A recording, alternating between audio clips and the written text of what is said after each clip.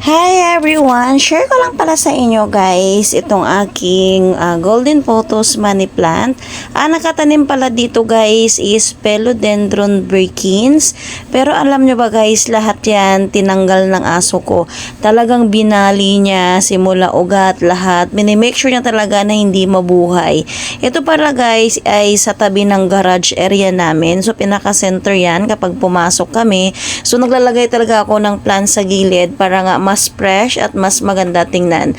So naisipan ko nga maglagay ng golden photos money plant kasi nga ayon sa pungsoy, maswerte daw ito guys. Pero of course, syempre nasa atin pa rin yun kung paano ba magiging swerte yung ating buhay. So wala namang masama na maniwala sa ganun guys, no? Pero dapat syempre nasa atin pa din naman yun. So nagtanim ako dito guys sa dalawang pot kung saan tinanggal ng mga alaga kong aso itong nakatanim dito.